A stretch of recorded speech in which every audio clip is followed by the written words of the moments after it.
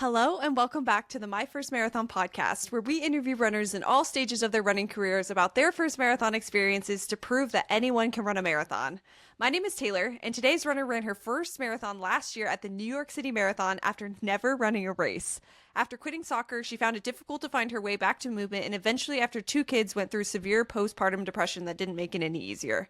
She signed up for a marathon from the jump, then started her journey to get to New York City. Through this journey, she retaught herself that she could do hard things again and prove that truly anyone can run a marathon in any phase of life.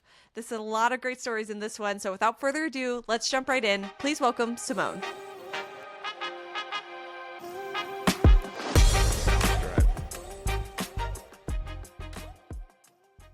Symone, thank you so much for coming on the podcast this weekend. It's been a long time coming. We've been in Yeah, touch for a little bit now, so I'm excited to break down your story. Yeah, thank you so much for coming on. no problem. I'm so excited to be here. Awesome. Cool. Well, let's start from the beginning. I'll let you decide how far back you want to take it, but what was your relationship like before you started running with like movement and things like that? And then how did I guess, how did running find you? Yeah, I grew up. I was a competitive soccer player, so I played competitive, traveling soccer from I think I was like 10 to till I graduated high school. So within that, like obviously, I was wanted to go to college for soccer, so I, played soccer, and then on my off days, or even when I didn't, I would run. Like I want to say it's like 6 to 8 miles anywhere. I was like running every day to just kind of stay in shape. And then I ended up not playing soccer in college. I had the opportunity, but it was just, I was burnt out. I played my Yeah. whole life, 16 years. So I was like over it. Um, and then after that, I kind of just lost fitness. And then I started running again. Well, actually, I went through like really bad postpartum with both my children. Hmm. Um, and then I want to say about a little over a year ago, I was like, literally, okay, I don't want to get emotional, but I was literally like, I would say days away from ending my life. Hmm. And I did not think I was going to get emotional saying that. Um, and so I just kind of like sat there and I was like, how can I make myself feel better? Right. And I remember like those days I would be like stressed out with soccer, stressed out with school, like anything like that. I would just go for a run. So I kind of like just started running towards the end of 2023. Yeah. And then the beginning of 2024, I was like, I want to run a half. And then the Just day out of I like nowhere. out of nowhere, I was like, because I'm that type of person. Like if I set a goal and if I sign up for it, I'm like, well, I have to do it. Like I already signed up. Like I have to do it. So I was like, I'm gonna do a half. I hadn't signed up. I didn't know. I think I wanted to do like the rock and roll one in like San Diego or something in June. And I was like, I'll just do that one. I was like gonna try to get my mom to do it with me. And then I like literally stepped foot. It was like 6:30 in the morning. I stepped foot outside and I was like, I'm just gonna run a marathon. Literally, I was like, this is like, I literally like my first Instagram post. I was like, I said I was gonna start a run a half, but I'm just gonna run a full. And then Casual.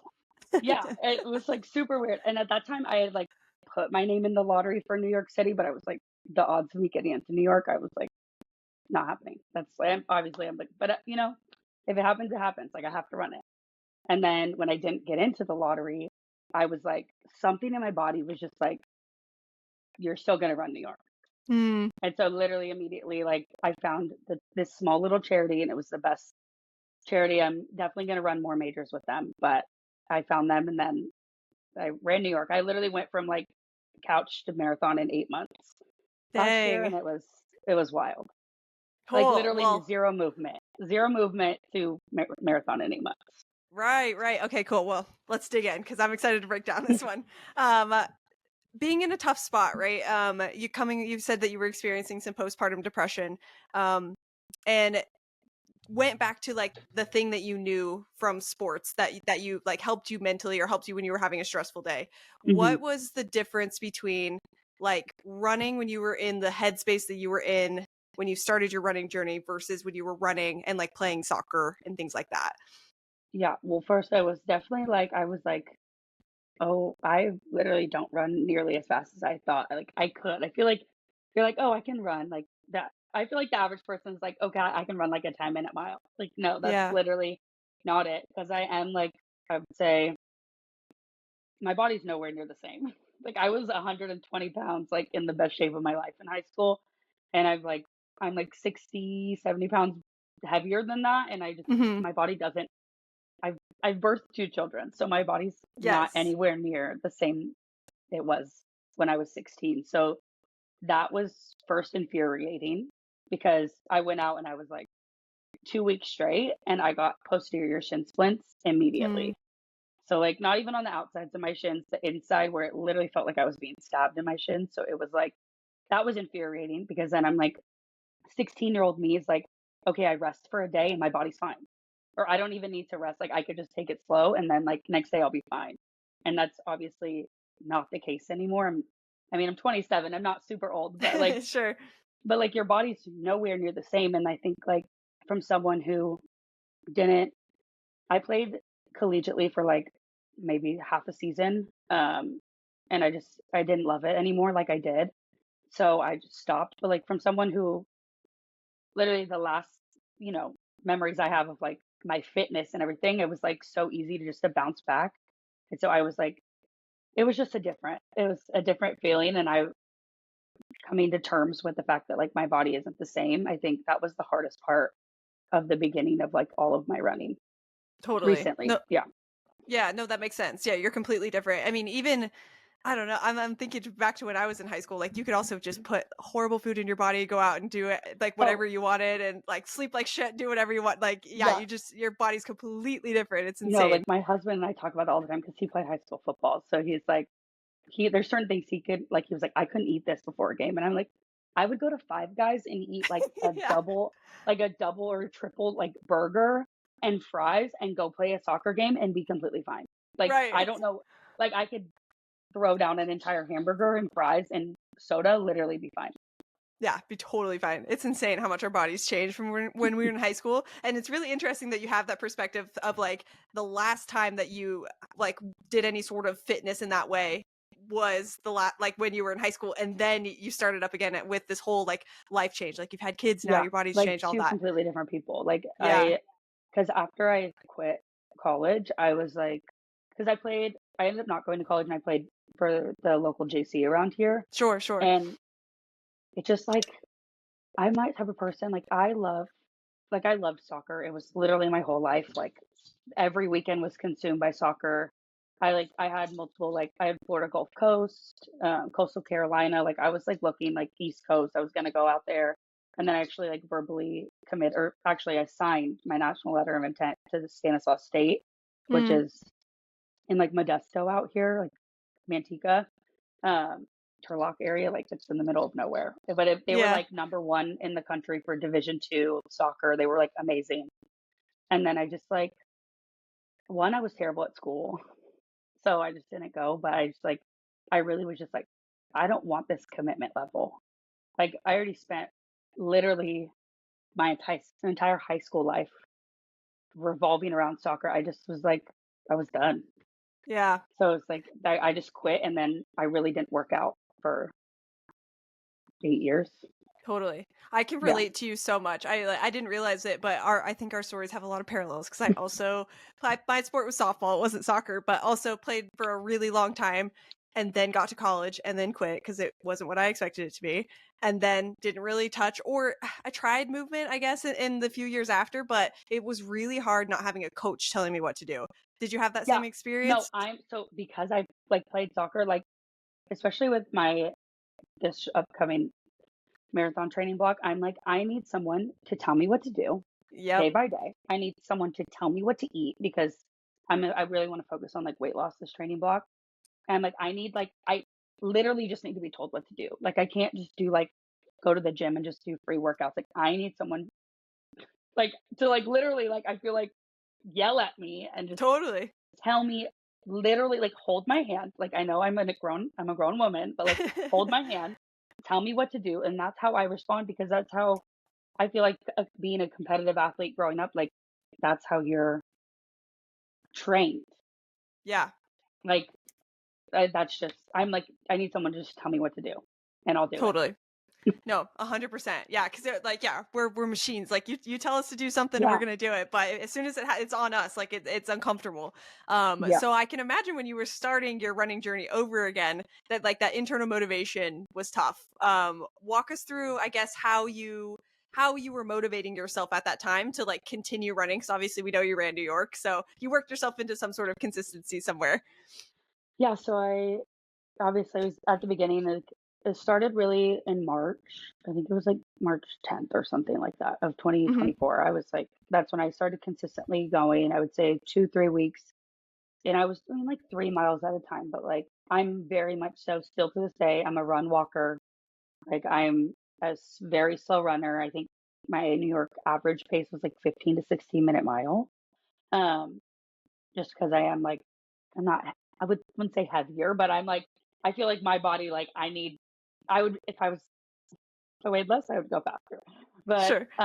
But no, it was just, I'm very much a slow runner. So I was run walking, and I started really getting really bad like shin splints, and that's when I was like frustrated. And so I was like, okay, one run a week, two runs a week. And then I eventually had my doctor refer me to physical therapy, and that kind of really actually helped. And I went, I would say consistently like 2 to 3 times a week until like August.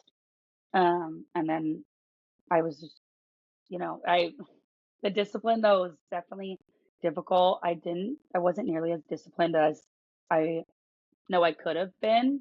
Hmm. But I was like, I would say while I was like healing my shins, especially, it was like 2 to 3 runs a week between like 2 to 4, 2 to 5 miles.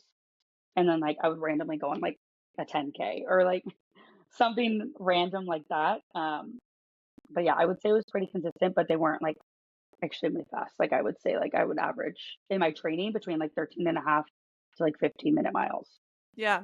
I think we talk about it a lot, but I think it's important to start slow either way. Yeah. Even if that's not Well, even what you were intending to do in the but beginning, that's like it's I didn't smart. even like but see that's the other thing is I didn't Yeah. even know that I shouldn't just like go out and go Go. hard. Like just to Sure. run every day. Like I didn't know that that was a thing because that's what I used to do. You know what I mean? Just Yeah. Yeah. that was just what I knew, so that's what I did. I didn't and I hadn't even gotten onto like the running side of like Instagram and TikTok. Now that's like all my Instagram is. But like Yeah. I didn't even know that like the world on Instagram existed. Hmm.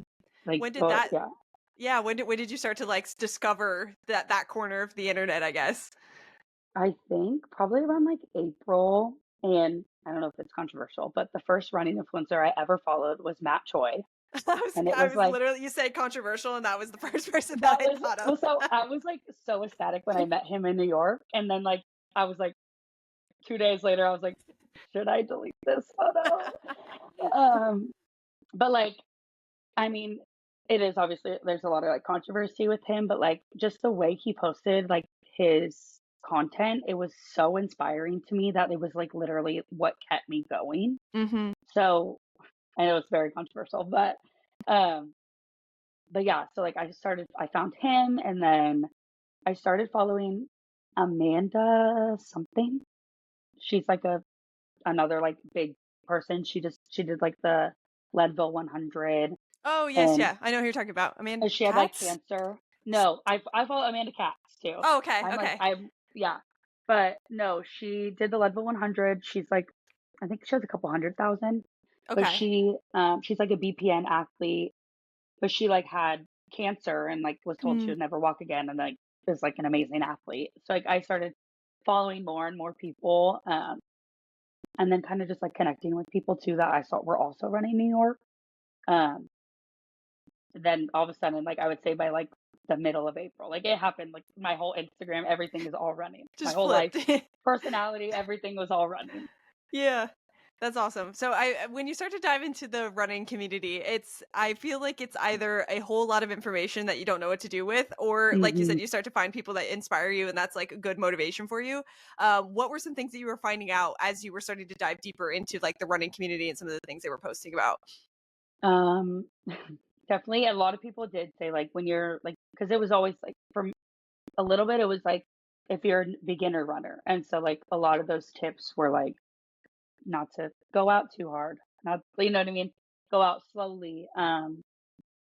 Don't compare. And I did follow like the realistic runner, Yeah, love her. Mackenzie, and like hers was like that was my literally New York, like through New York. I She was so inspiring just because it was like you don't have to be a fast runner. And I think I was like watching all these influencers. I'm like, okay, this says like 14 minutes. Like I'm nowhere near that, and they're like, Yeah, 7:30 miles and even like 9-minute miles, and that's what I thought I was gonna have. And then obviously reality hit, and I was like, that was not the case. So I think once I started to weave through, I still followed the faster runners, obviously, because they were inspiring to me. But like, I kind of found my like slower runner crowd and more like realistic people that weren't like 500,000 follower realistic, like didn't have a film crew with them every time they went on a run or all this like, you know, at these editing, like the crazy editors and all of that. Like I started finding like my people. And so I think it's just Instagram can be very taunting, and I feel like it's totally. scary, especially when you are like first running. There's a lot of like weird information out there, and there's also like a lot of like I actually when it comes to New York too, I see a lot of things where I'm like, that wasn't my marathon reality. It was like, you know what I mean? It was like everyone's Yeah, experience is different, but like totally. there's a lot of stuff out there too. You're just like it terrifies you, and then you're just like, okay, that wasn't it. Like that doesn't happen for me. Like, and you like almost like scare yourself, if that makes sense. And then like Totally. you things just don't. Everyone's different, so everything happens differently. And running is so individual. Like I know we talk about that a lot, but like it is so individual. So your experience at like that's a great point. Like at the exact same race could be completely different from somebody else's experience. Yeah. So kind of being able to look at it through your own lens, and that's only something you could do the more that you run and kind of like go along your own running journey is Yeah. obviously super important. Um Hmm. but that's great. So you were starting to find your community that you felt like you could, I guess, see yourself in, like as a runner, which is super important. Um, how was training going during this time? Like, what were some of the high points of training for your first marathon, and what were some of the low points that you hit? Um, I would say high points. I feel like I didn't really feel a high point because like in my mind also I was like, oh, I'm gonna run a lot. Like this is gonna help me lose weight. I ran, I don't even remember how many miles I ran, but I didn't lose a single pound training for New York. Mm, Didn't lose a yeah. single pound. And so that was frustrating. That was, I think, like a low the whole time. I was just like, I'm literally not losing weight. Like didn't like it was just like frustrating. But a lot of the highs were like knowing that I could like move my body again. Like I didn't feel I always joke around like say I'm an old lady because I'll literally get up off I used to like get up off the couch and like I would just ache Yeah. and like Yeah. everything will hurt. So I being able to like move my body normally, like a really big high for me was that my 4-year-old, she was 3 at the time, but like she was running with me. Like she ran last year, she ran her first like a full mile at the same time Oh, I let's run a go. mile, like 14 minutes. Like and I was like she for being 3.5, 4. I was like, you ran a mile in 14 minutes. Like that's outrageous. Yeah, that's And incredible. she seen her into it. She like to go.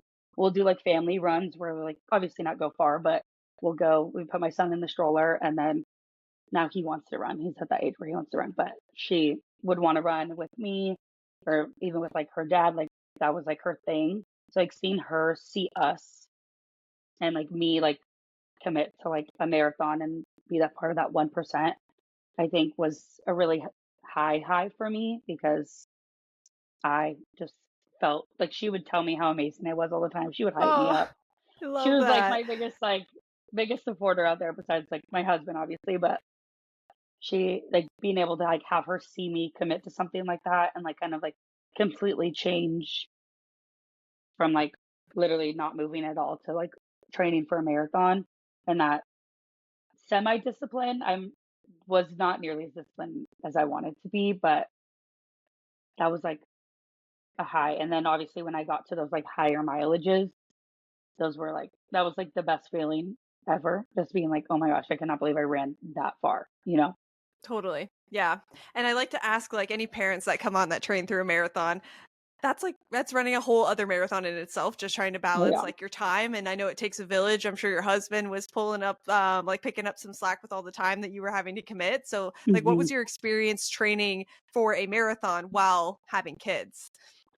Yeah, that it was crazy. I most of my like shorter runs, like anywhere, were like I would wake up early in the morning, and then my husband's schedule was for temporarily like super weird, so he had Tuesday, Wednesdays off. So like Tuesday mornings, I would literally wake up at 4:30 and head out the door at 5, and then be back. One night, I was like, literally did my 8 mile, or no, I did 14 miles, and I was like 9 o'clock by the time I got home. And luckily, my kids were at my mom's for the night, and so like I'm running back and it's dark. So my husband came and he was like just going slowly because where I ran was like a bunch of like industrial buildings, and it was like Hmm. they had no street lights back there. So he just like ran along with me because I'm like running That's with so like sweet. with just my phone flashlight. Yeah. Um, but yeah, I was able to do like, my 3, 4 milers, 5 milers, 6 milers, like with my husband and the kids. Anything over, I think actually with the kids, I was like over like 4 miles. They were over it. They were like, "No, like, I want snacks." Like one time I literally put them in the wagon. I laid out a whole lunch, juice, everything, and we went on a run. But they were just like over it. They fight in the stroller. Sure. So it gets interesting. It's definitely interesting. The long runs, I would try to do like first thing in the morning on like days that my daughter had school too. So I would leave at like 5 a.m. And then, like I said, I am a slower runner. So I would finish like my 20 miler, I finished around like 10:30 or 10. Hmm. Hmm. And my husband had taken my son to the gym with him while my daughter was at school. So then I was able to like come home. But I left at like 5. It was pitch black out. It was, but I tried to like make sure because I know I am a slower runner to leave like earlier. So he's not, the kids aren't driving him too crazy. Sure. It was definitely like, I want to say wasn't as hard. I feel like this time around it's going to be a little harder just because we're both training now. So Oh, okay. So yeah. husband. Okay, so we'll get to Oh, that I for I sure. just yeah, I forced him to do it, but it's fine. I love it. But yeah, I mean, it does. It certainly feels like it's you got to get in runs where you can get them in. Like you said, even like us mid to back of the pack runners, like we've got a whole timing situation that we have to take into consideration too. Yeah, Like it's not as easy as just throwing on shoes and heading out the door. Like takes a whole lot of planning. So yeah, that's a whole other element to training for your first marathon. especially That's when it's like a fall marathon and it's like, okay, totally I need to be done before it gets to 100 degrees. Like totally. and you're like, okay, you leave and it's like 50 degrees out, and halfway through your run it's already 70, and you're like, Oh, it's okay, yeah, brutal. no, yeah. So that also plays a huge factor into it. Absolutely. Yeah, for sure. Cool. Well, I mean, I should have asked this sooner, but what plan were you following? Were you following like a specific plan or what did all of that look like? So ironically, I'm wearing my Rana shirt, but I found the Rana app very, very helpful. I'm probably going to use it again. I just love the fact that it, like gives you your different types of runs, like your tempo runs, your hills, your easy runs, long runs, all of that. I like how it breaks it up and kind of helps you with that. And it gives you like step by step. Like I said, I'm like I need instruction. Give me the Yeah. instruction. I got it. So, and then like I also incorporated like the weightlifting into that. So it was like it'll tell you, and literally you can watch and it'll show you how to do each exercise if you don't know how to use it. It's like super in depth. So I love it. My it's my favorite app. I don't use it all the time. Like I know people who just use it, to like throughout the year. Hmm. It is like $20 a month. So I'm like, okay, marathon block, I'll use it. Which is what I did last year, and that was, I think, really, really helpful. Um, did I follow it day by day? No, but it was like as a good guideline and like kind of like a rough idea, and like, well, actually more than a rough idea, but like a good guideline for me to follow. I really enjoyed that. I also Totally. got one through my charity, which before I found Runa, I did use that. Hmm. Um, and it was nice because I also started my marathon training like however many weeks March is from November, which a lot Sure. of them are only like 16 to 20 weeks. But I was like, okay, well, literally, I need to like, this is for people who have been running. You know what I mean? Like, Sure, so I need to sure. like build a base somewhat. So I kind of like, I Googled a bunch of them and then I ended up getting one for my charity. And then I found like the Run app and it was like kind of, that was kind of just what I went with. Cool. No, I like Runna too. I've used the Run with Hal app, which I think is really similar to any of those apps that are let you put in like a time goal or just a goal in general if you have one, and Hmm. then like gives you day-to-day runs. I think are super helpful for sure. And I can relate to the like I'm glad that you brought it up because those plans, those 18-week plans, a lot of us assume like, oh, I'll start marathon training 18 weeks Yeah. before. Don't start 18 weeks before. That's usually assuming that you've got a base of at least a half marathon up until Yeah. you like when you start that plan. So little sidebar, start early. The earlier you Yeah. start, the better for sure. Yeah. Cool. So we were training for our first marathon here. And when you, I mean, what was the first run that you feel like you went on through training where you were like, okay, the marathon is doable. I feel like I can do this. My 20 miler, Yeah, the last one. literally my last one. Uh-huh. Okay, yeah, I would say, no, we'll say I did 13 and a half, I would say at the beginning of October. And after I'd already done a 14, my 13 and a half was supposed to be a 16. Um, when I really was just like, okay, I can do a marathon was when, because I got to like mile 8, I think, for that's supposed to be 16, but 13 and a half. Mile 8, I was like, my legs feel great. Like I don't Yeah. even feel exhausted. Like I could literally keep going. And then right around that 13 and a half, my body was like, you need to stop. Like for some reason, it just like, well, actually, I know the reason now, but my body was like, no, stop. But I did discover, because you're going to think I'm crazy, literally. I was training and I work at a running store like 1 day a week, by the way. So like Uh-huh. I should know this. Everyone's like ultra runners. They're all trail runners. They've all done marathon, 100 milers, like all of it. I literally, when I tell you my 20 miler, I took water. I think I had salt tabs because Mm-hmm. salt stick tabs are like literally my favorite thing on the planet. But I had water, salt tabs. I think I like took a couple pieces of candy Uh-huh. and electrolyte chews. That was literally it. And I didn't even Yeah. eat the 2 bags of electrolyte chews that I brought. I Oh ate my 1 gosh. bag. And I was like literally dying. It Yeah. was only supposed to be like I was like, oh, I'm going to do 16. And then I was like, okay, I'll do 18. And then I was like, well, I might as well just do one more lap around here and made it 20. Like it wasn't even Uh-huh. supposed to be my 20 miler. And that was like all I was fueling my body with. Like even my runs, I literally just had electrolyte chews, like nothing energy, nothing had caffeine, nothing, Right. nothing. Just the chews and water.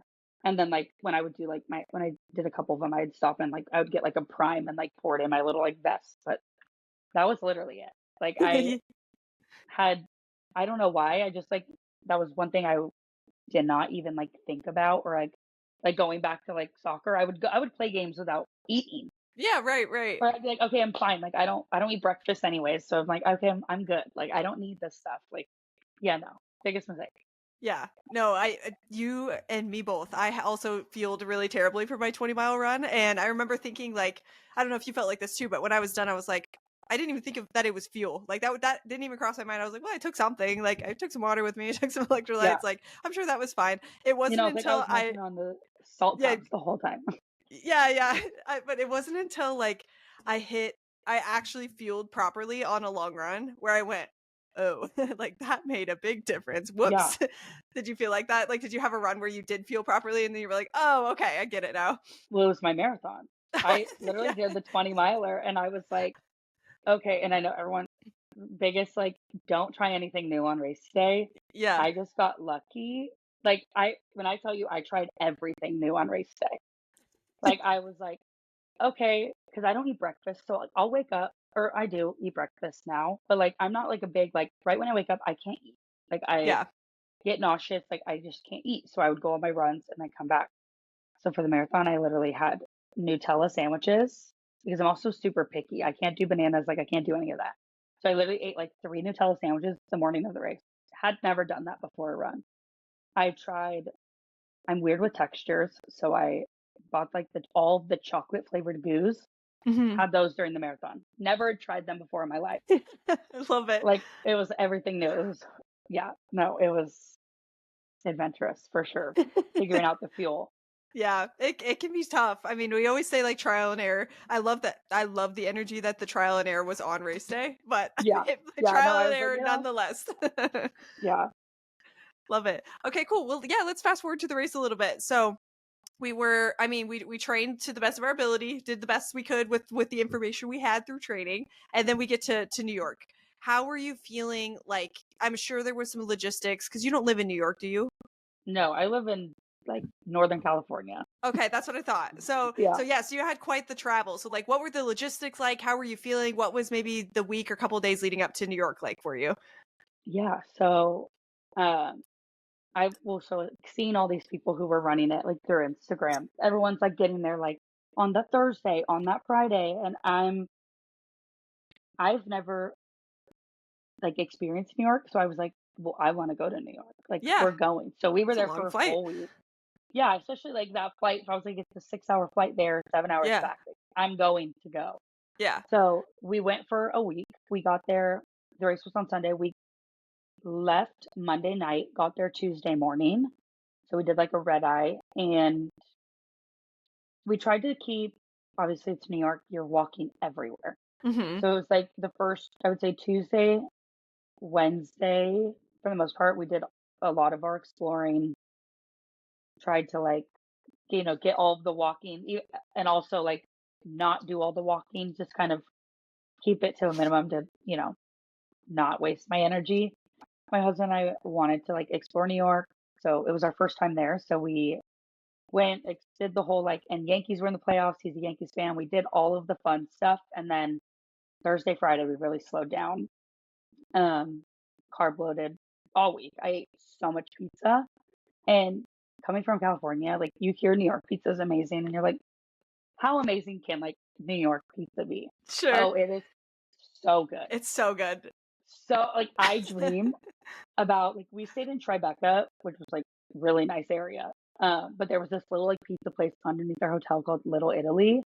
I think it was called Little Italy. I still get emails from them because that's how much we went there the week we were there. It Yeah. was so good. Um, and there's people probably like, that place is terrible. Watch. Someone's gonna be like, that place is gross. Like you do not have good New York pizza. But it was so good compared to like what we thought it was gonna be. Yeah. Um, and then Friday we did the run a shakeout run, which is where I got this cute shirt. We did the run a shakeout run with Matt Troy and Kane, which is like my favorite. I love those shoes. But then Saturday we did Nike, and that was bizarre. Really. There was like thousands of people. I think they said it was like 2,000. I think there was like Oh my 2,000 people there. gosh. Maybe a That's like thousand. a I don't know. I might race. be tripping. It was humongous. They had this giant building. They had a DJ, a dance floor, Oh my this giant gosh. building on the corner, like right near the Brooklyn Bridge, like down there. Yeah. And it was like literally the group photo is ridiculous. Like the way that they had to like wide pan like and stand up on a ladder or like behind a car. Like there was so many people there and it was just like wild. But I was terrified because of the both shakeout runs. I don't know. I'm still trying to figure it out. I don't know if it's just me running in leggings or what. I feel like I was terrified for the marathon strictly because my legs, like, I don't know. When I wear leggings and run, my legs feel weird and then they Hmm. hurt and I can't run. And Huh. so I was like, what is going on? And I did my long run in biker shorts. So I was like, I'm just going to have to run the marathon in biker shorts. Uh-huh. And so I was just terrified those 2 days before because I was like, I don't know what I'm going to do. Like my legs like hate when I run in leggings. Don't know why, but I'm like, I remember like crying and telling my husband like I was so scared because I was like, what am I gonna wear?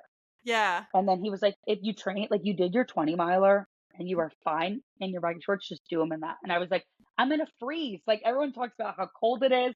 You have to bundle up. And so I was like, okay, if I wear the shorts, I'm gonna wear a long sleeve. Like, and that's just kind of what I did. Hmm.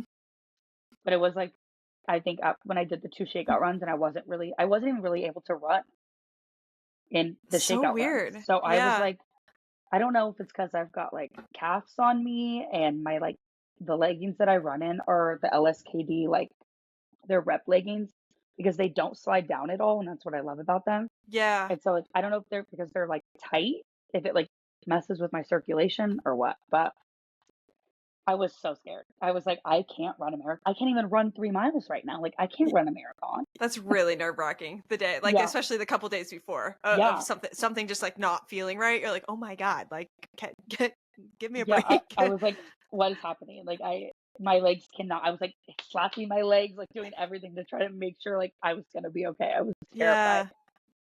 Yeah. Yeah. So did you end up having to pivot to the biker shorts for Yeah, so race I ended day? up yeah, I ended up wearing the biker shorts and I was like my biggest thing is I was like, I've got big thighs. So I was like, if I chafe I the amount of like chafing stuff and Vaseline I lathered my body with, I didn't Yeah.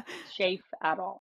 I Yeah. was so happy. I was like, oh my God, thank God. Like that was like my biggest worry because I'd done my 20 miler and I was like, I think I chafed a little bit, but I was Mhm. like nothing crazy. So I was like, I know. And those, I wore like the LSKD biker shorts too, like the same ones as the leggings, but just the biker shorts. And they don't move. They literally did not move the entire time. Like I didn't have to pull them down because that's also my issue. And so I was like, I really hope I really hope it just works. I hope it works because I Yeah. was freaking out that I was going to get into like mile 2 and my legs be done. Totally. And that's what's so nerve-wracking, I think, about your first marathon is you have nothing to compare it to. And for you, we Hmm. didn't even really highlight this, but when we were talking before, like you didn't even run a race before you ran your first marathon. Yeah, no, So you didn't have that experience either where you got to test some of this stuff out, test your race outfit, test fueling, like yeah. you were figuring it all out on day one, so or day of the marathon. So that would be nerve-wracking for sure. Oh yeah, no, everything from like, I was like, okay, all the corrals and everything like that. I was like, I'm going to figure it out. There's, Yeah, I'm running I'm like, somehow I'm gonna cross the finish line yeah, there's one way or plenty of the people other. there. I'll figure it out. Yeah. Cool. Okay, sweet. So leading up to the race, we had a few things that we were maybe in a little bit of a weird headspace leading up to the race with a few things. How were Hmm. we feeling like once you got to the start line and you kind of were like, this is all I can do from here. Like what were you feeling then? I was nervous. And then I was also like, is this happening? Hmm. Like, is this really happening? Like, is this reality? When getting to the start line was way easier than everything I had heard, seen, everything. I did the ferry. So it was like, we stayed in Tribeca, so I was like a 5 minute ferry ride, like or not ferry, subway ride, like less than 5 minutes. I was like 2 stops away, and I was like, okay, this is great. Got on, everyone was there, like everyone was on That's that thing, perfect. and I was like, okay, cool. And then we get to like the ferry terminal. I shuffle in. Ended up like I'm super friendly and outgoing, like, and if I'm also alone, I say I'm socially awkward because I am, but like I also like I befriended 2 girls, like and I kind of just stuck with them the whole time.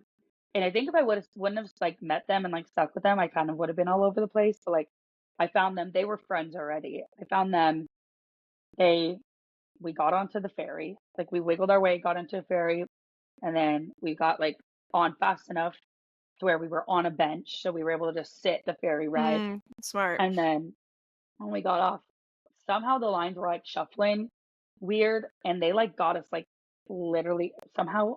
I'm sorry to anyone that we cut, but we got to like the front of the bus line and got like on a nice like one of the charter buses and not a school Nice. bus. So it Nice. was like it was so I was like, oh, we this was perfect, and we just drove in and that was it. Like it was easy. We got off, they checked our stuff, and then they were running with one of them was running with like one of like the platinum or one of like the higher or ranked charities. Sure, So yeah. she had her own little village to go to. The other one kind of just went with her and tried to get in because they were already friends. And then I was like, and they were pink and blue, and I was orange. So I went over to like the orange area. I Hmm. think I was orange. Yeah, I was orange. Um, I went over to the orange area and was just like hanging out, but I like didn't really know what to do. I saw like all of my like layers on, and it wasn't as cold. I'm sure it's been colder in the past, but it wasn't that cold. So I was like instantly just took my sweats off, sat on them because I didn't have anything to sit on. Um, and then just kind of hung out. I finished like I ate a protein bar. Um, I drank. I don't know how people drink coffee before they run. I drank a Huel, like one of their little Huel energy drinks. Mhm. Grabbed a thing of Gatorade. Kind of just hung out. And then so my mistake when I registered for it, I said for some reason I could run a 4-hour marathon. So I started at 10:15 So you instead have of to go a like little sooner. 11:30. Yeah, Yeah. so I was like, by the time I got there, I think it was like 9:15, 9 a.m. I Yeah, didn't that's wait not very bad. long. I think it was like 9 a.m. because then my crawl started, like we started entering the crawl at 9:45. So it was like, I didn't wait very long.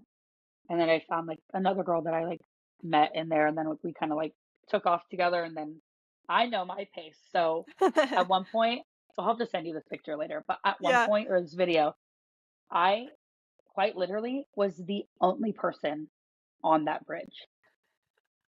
I'm because of not the even time. kidding you. Oh, I was FaceTiming people. I FaceTimed my mom and my kids. I FaceTimed my husband. I was taking selfies on the, what bridge is that? Not the Queensboro Bridge. What bridge is that? Whatever the bridge is, the first bridge. Yeah. I literally, actually, there was a couple of women behind me that actually ended up coming off the bridge right after me.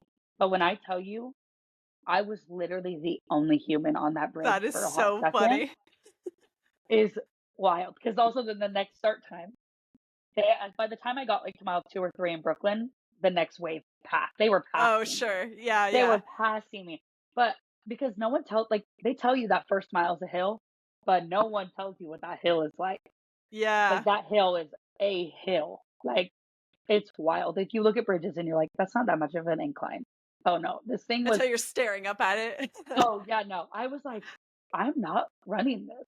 Like, Yeah. I don't know how that's the first mile because I would be gassed for the rest of the marathon if I had to run that whole thing.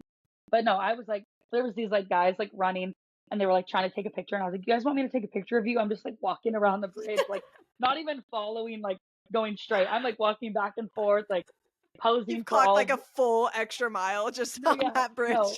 I'm like literally, my AirPods didn't work at all though the whole time, which sucked. Oh my But gosh. like I started and I was like listening to music. It started going in my ears and then like it just stopped. And I was like, oh, whatever. I was like, okay, who cares? Because I feel like there were so many people the whole way that Yeah. I just it didn't even really matter.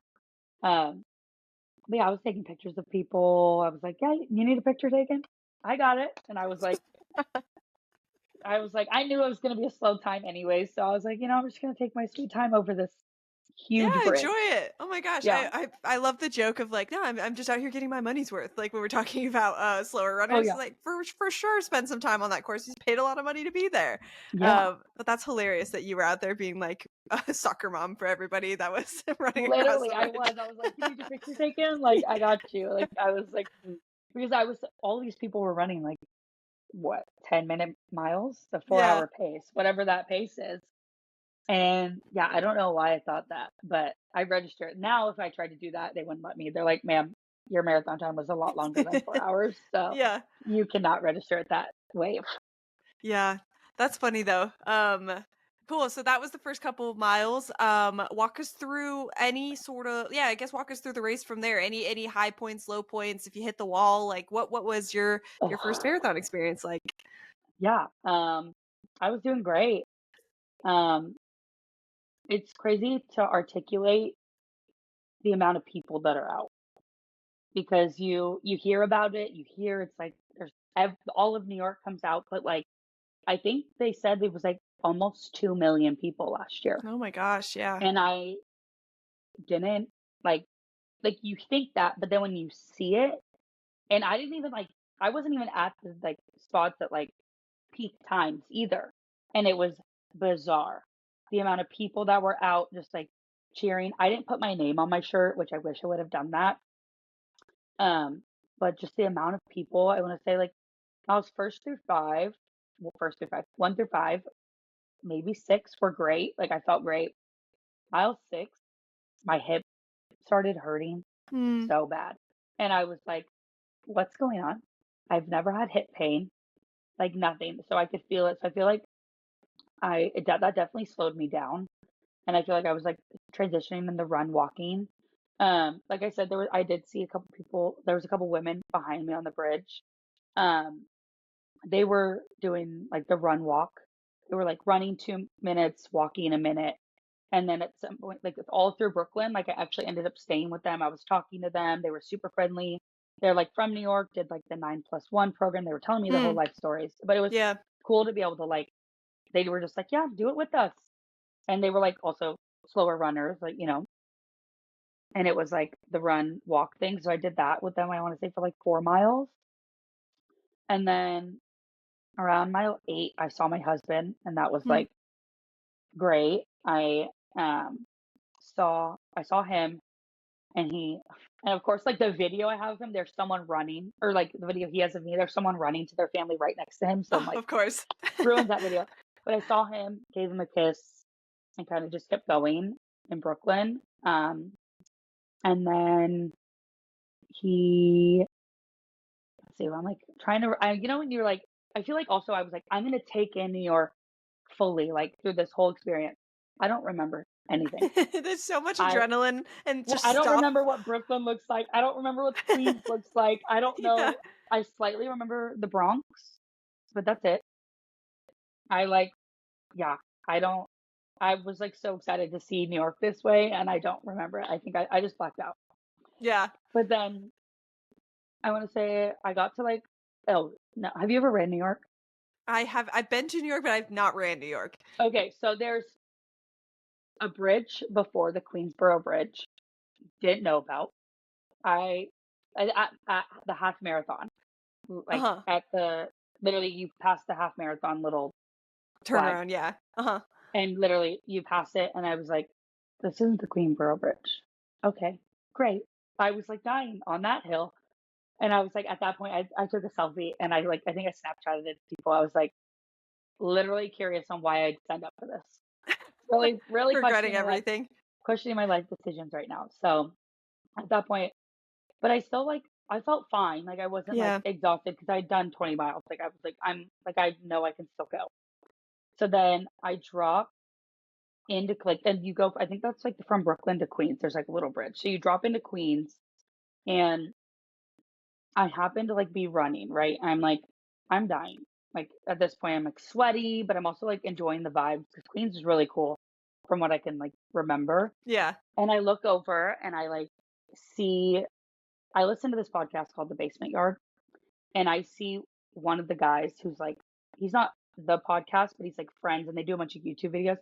And I see this one of the guys, and I like when I tell you, I yelled his name like we have been best friends for 30 years. And he like looks at me, and I was like, "Can I get a picture with you?" And I was like, so I literally stopped, took a selfie with him. His friend who he was with took a picture of us. So I have like a selfie and a regular photo with him. Yeah. And I was like, okay, great. Like, I'm good to go. Like, that gave me like a little bit of energy. Like, it was just so cool. I'm like texting it to like my husband and my sister-in-law and like my sister-in-law's friend. Like, all of us love the podcast. So I'm like texting it to them and she's like, all of them are freaking out. And I'm like, okay, great. I'm doing good. Like, I'm solid. That gave me literally, I feel like a new person. We get to the Queensboro Bridge, and that thing is silent. Like, That's what I've heard. It's just silent. ominous. I have I have a video because I was like literally I sent it to my husband. I was like, listen to this bridge, and it's literally just like all footsteps, Oh, that's brutal. all footsteps, and I was like, oh my god, and my headphones weren't working either, so Right, I was right. just like, okay, I like once again I pulled over to the side because I'm like, how often can someone get a photo of the city like this? Like from this, I'm like hanging off like the Totally. rail, like just like taking a photo. Other people were doing that too, and then you come down, you like loop around, and that's First Avenue, and it was like wild. It was not like I felt like I was literally at like Times Square during New Year's Eve. Like there were so many people. I was like, this is ridiculous. This is so insane. And so I ran down, I was like mile 15, and I met my husband at mile 16. And literally every time I saw him, I was like, I'm recording him because obviously I post all of my stuff on Instagram. So I was like Yeah. recording everything, trying to remember it all. And in the video, I'm like, I'm dying. I'm dying. And you can hear me like whispering it to him. And he was like, you got it. You got it. And then after that, it was just like straight up. At some point, I thought I was like almost to the Bronx. Mhm. Wasn't there yet. Uh, but I feel like the run to the Bronx felt longer than the run back, like down Fifth Mm. Avenue. But I ran all through the Bronx. Didn't realize there was a bridge into the Bronx and a bridge out of the Bronx. So I was like dying on the bridge in. The run through the Bronx was quick, easy. I feel like I like actually ran that entire time, which I think it's like a mile or two. Mhm. Um, but my run was probably as fast as my walk at that point. And like that 18 mile 18, I was like, oh my God, was the wall. The wall, the pain cave was there. Like I was like, I'm here. Yep. I'm here.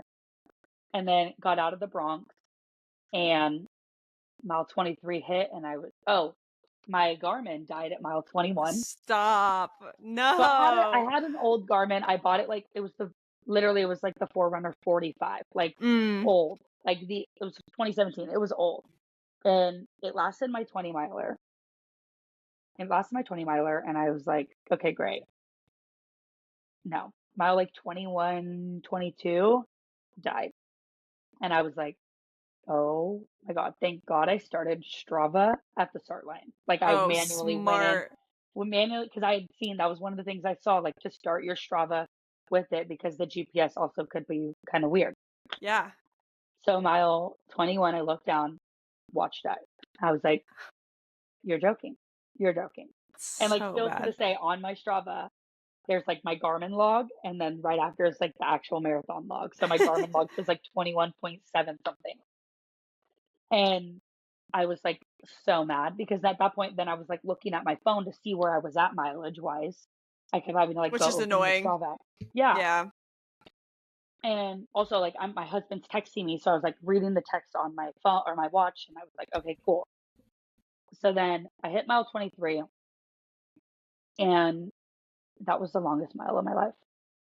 And I think right before that, I had passed this sign and I was like, I'm done. Like in my head, I was like, I feel done.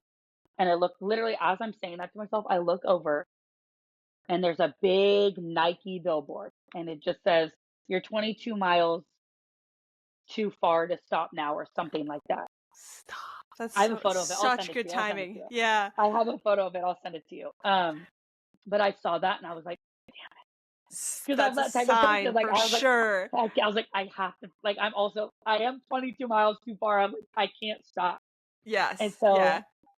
I hit mile 23, and then I was like, when I tell you, I thought that was the longest mile of my life. I was completely buried in the pain cave. Like I was convinced there was no coming out of it ever. And my Tylenol finally kicked in because I took it at 16 miles. So I waited to 10 miles to take it because I was like, I only got one Tylenol. Like I've got to like, and I know there's like controversy around that whole thing right now on the Sure. internet. Yeah.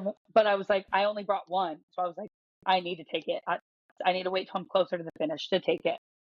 So my Tylenol kicked in at like 23 and I could have sworn I hit mile 24, but then looking back at it now, I think it was like because they have the kilometers marked too. So I think I had hit like a kilometers sign and not thought it was said mile 24. So I was like texting my Oh. husband like, "Hey, like I just hit mile 25." And then I come up mile 24. I was like, "You're joking. You're joking." I was like, this was mile 25." You're like, what do And you so mean? I was like, just kidding. I texted him. I was like, just kidding. Like, I just hit mile 24. And so that was like mile 23 to mile 24 was the longest thing. And I think it is because it's that like slow, steady incline that you don't notice is happening that everyone talks about Yeah. going like through and into Central Park. So it was like a lot. And so I was like, okay, well, I'm at mile 24. And my goal, I was trying to beat the sunset. I was trying to beat the sunset so bad, but I missed it by like literally like 10 minutes. Uh, But when I came in, I'm mad I walked I hit 800 meters and I was like, okay, I need a walk break. Like, because 800 meters feels like way longer than Forever. 800 Forever. meters. Well, because you hit 800 meters and then you go straight and then you curve into Central Park Yeah. and then you go up. Yeah. And I was like, I'm over this. Yeah.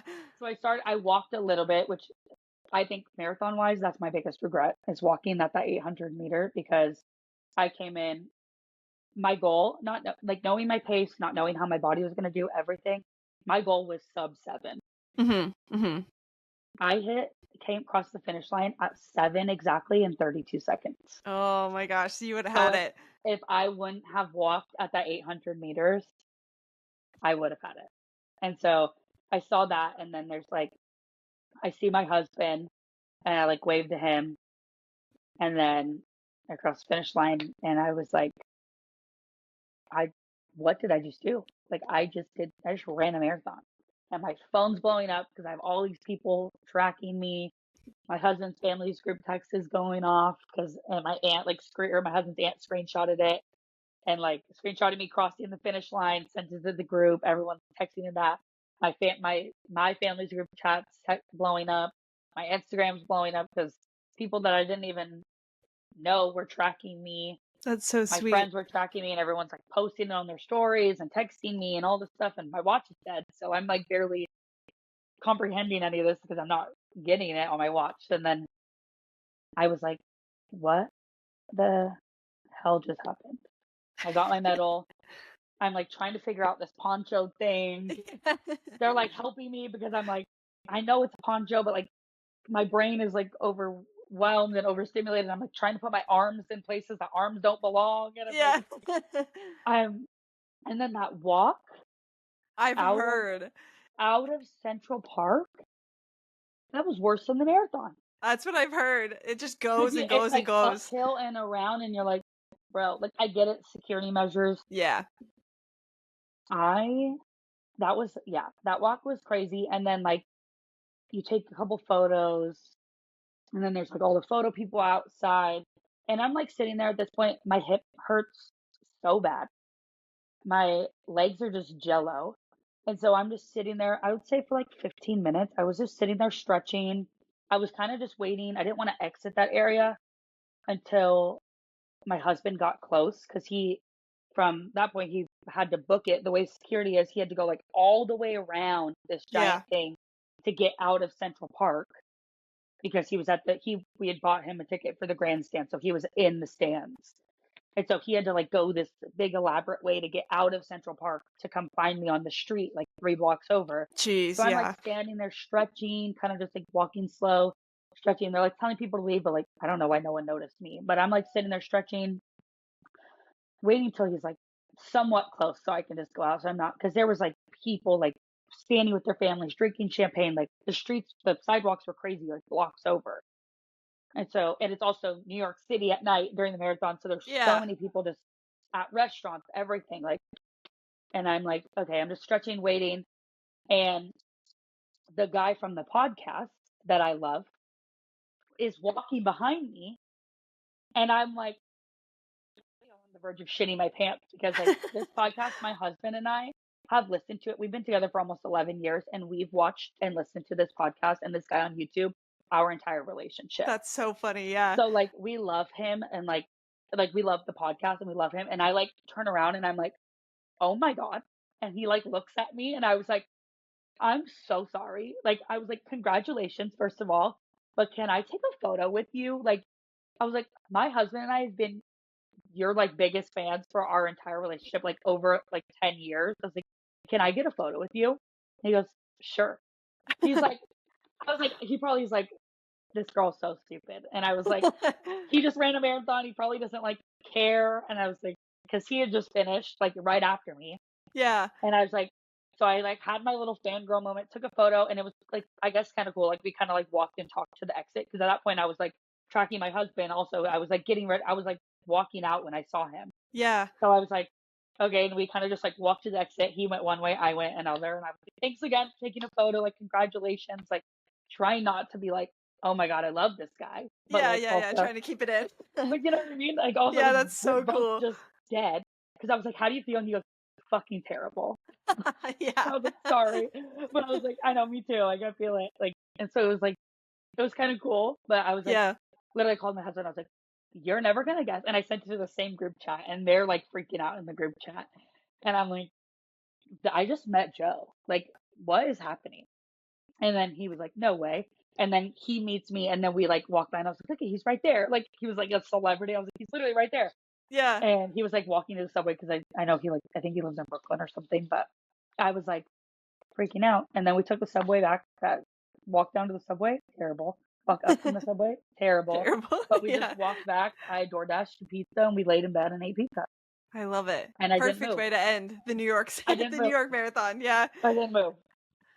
Oh, I love it. Yeah. Okay, cool. So there was, yeah, I mean, it seems like every marathon we're going to have something, right? We're always going to have the ups and downs with any marathon, but I love that you just took the opportunity to be like, we're having a day here. Like, we're going to be Yeah. out here for a minute. I'm going to talk to people. Like, I'm going to, I love that you were, before your watch died, that you were like able to keep up with your friends and family the whole time. I mean, it sounds like for a first marathon experience, like it was pretty good. It was amazing. Like Yeah. literally life changing. Yeah, I love it. That's so awesome. What do you feel? I guess I have two questions. What do you feel like changed about yourself? Like before you ran that marathon and then after, what do you feel like changed about yourself? I felt one, way less depressed. Yeah. And two, I just feel like I learned again that I could do hard things. Um, I feel like I hear that a lot in like the running space and like the marathon, especially the marathon space is like that you can do hard things. Um, and I feel like realizing that and like learning that about myself that like I can do hard things, like, and you don't need to like be in the best shape of your life. You know what I mean? You don't have to Yeah. be this elite runner. You don't have to be this crazy fitness person as much as I would love to be. You don't have to like have this ideal black and white picture of yourself for you to do hard things. Like I'm a mom. I'm definitely not in the best shape of my life. Um, and I ran a marathon at like literally 200 pounds. So I think anyone can do it. And it's like trying to just knowing that you can do it. And it's more of like a telling yourself you can do it. I definitely think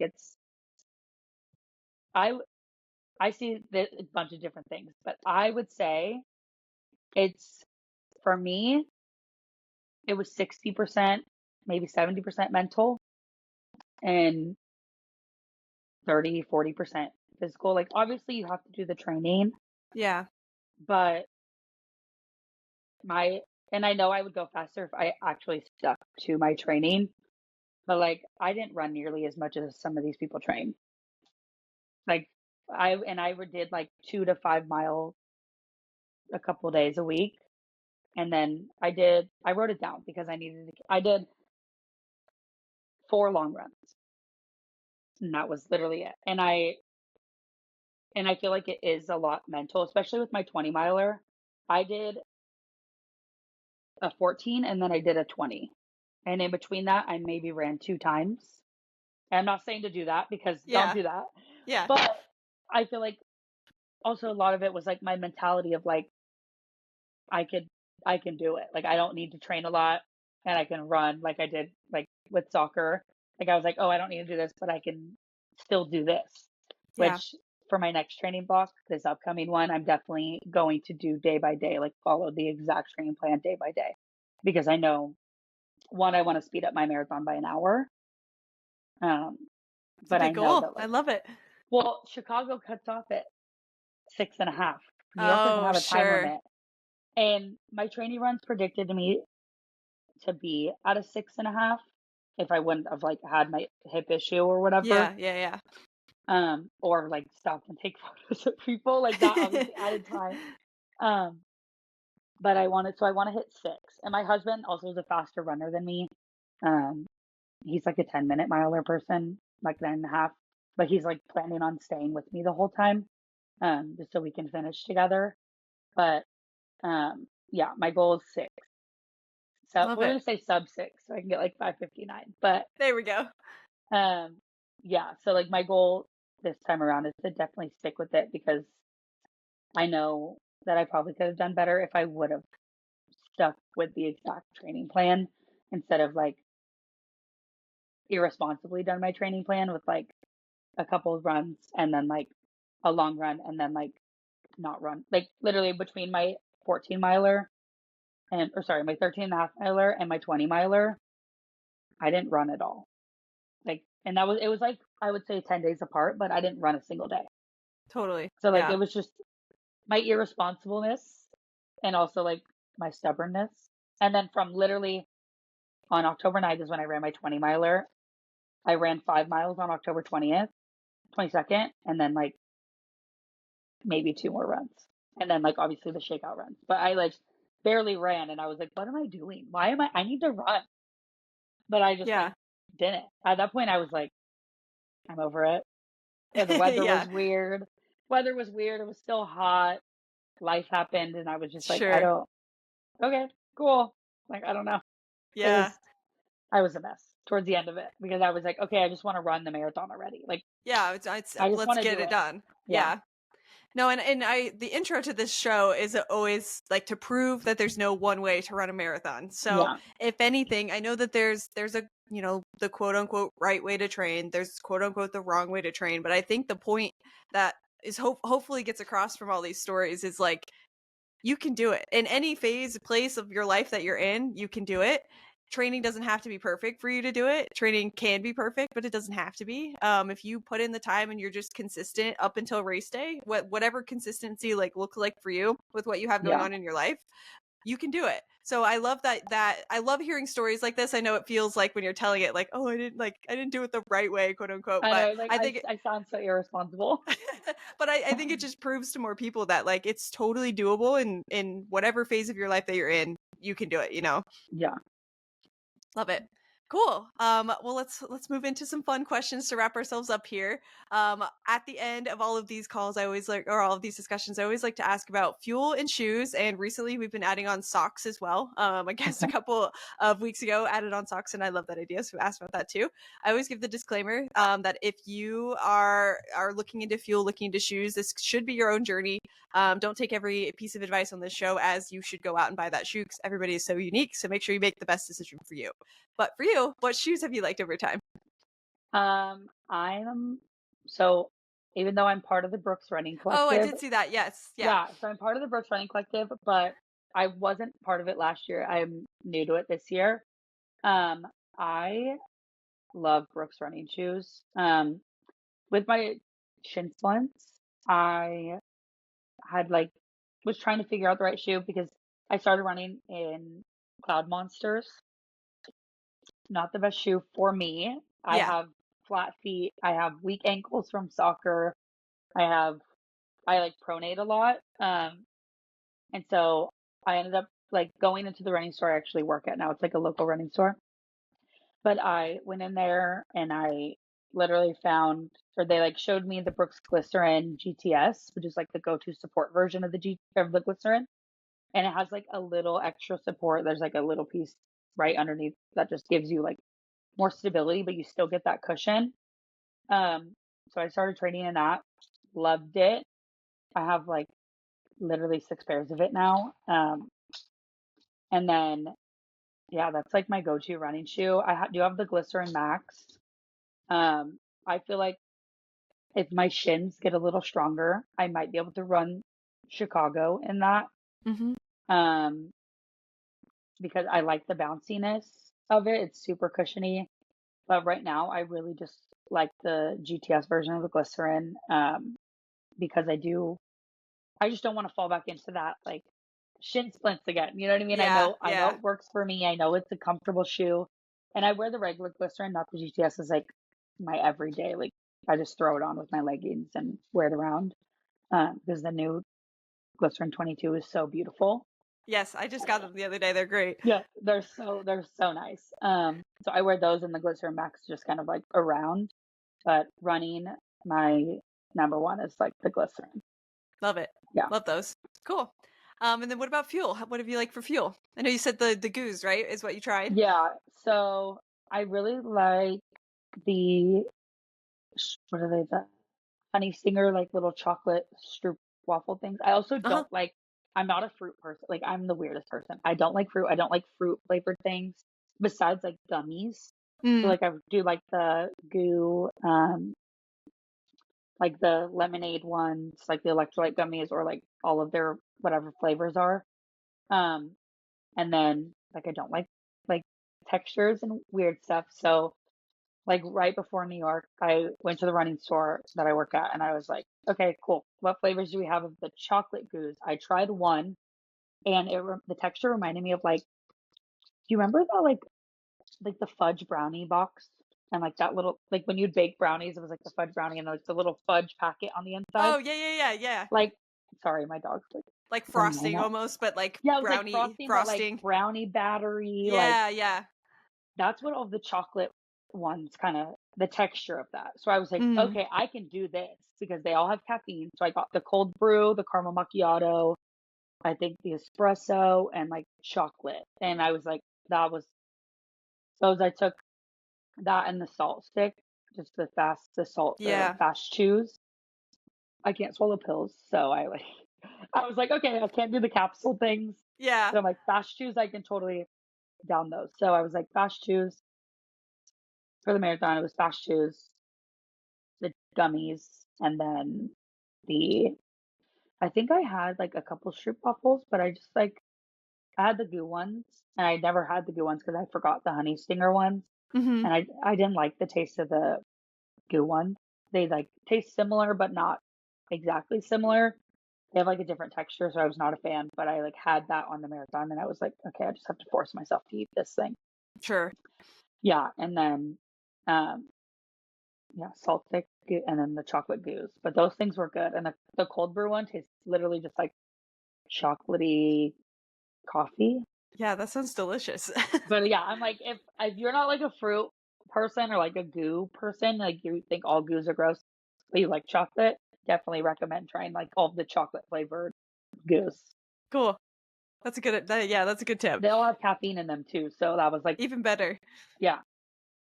Cool. And then last question is for socks. Do you have a sock preference? Some people do, some people don't. Do you have some that you like to use? I haven't really broken into the sock game yet. Hmm. Brooks did send me their Ghost Light socks, Yeah. like the crew socks, and they're so comfortable. And I've just kind of been throwing them on like when I'm running or even just like wearing them. Um, and I think those might be my socks, but I don't know. I don't really have like Time to test. I haven't like tested because it's something I never thought of. I wore just like the Nike, what are they, the crew, like short ones for the Yeah. marathon. Like that was just what my husband and I wear every day. So I was just like, okay, cool, threw them on, and yeah, I didn't really go that deep into it yet. Yeah. But Yeah. maybe one day I'll be like, this is the exact sock that I love. Some people come on. I've only asked that question to like 3 or 4 people now. It's been like an even split. Some people are like, "These are the socks that I use. I can only use these. This is how I don't get bliss." And some people are like, "I wear whatever comes out of the laundry first, and that works for me." So, Yeah, well, yeah, like personal preference. working at the running store, some people come in and they're like, I like wool socks. I like this Yeah. percentage, and I'm like, huh? Yeah. How do you know? How do you know that you like this specific percentage of wool or whatever it is? I'm like, Right. yeah, it's crazy. Maybe one day I'll get there. Yeah. Cool. Well, thanks again for coming on and sharing your story. If anybody wants to follow along with you, where can they find you? Instagram, it's just Symone Skinner. Super simple. Cool. Well, I'll make sure to link it in the show notes below. But yeah, thank you again for coming on and telling your story. It was really awesome to break through or walk through your first marathon experience, and looking forward to seeing what you do in Chicago later this year. Thank you for having me. This was such a like a long waited thing, and I'm so happy I was finally able to be on. Yeah, awesome. Cool. Thank you so much for tuning into another episode. If you're enjoying My First Marathon, it would mean the world to me if you could rate and review the show. As a reminder, check out myfirstmarathonpodcast.com for free resources, and if you can't get enough MFM for $5 a month, you can also get access to extended episodes, bonus content, and a Q&A corner featuring some of our most popular guests. Check out the exclusives tab on the website for more information. Thanks again for listening, and we'll see you on the next one.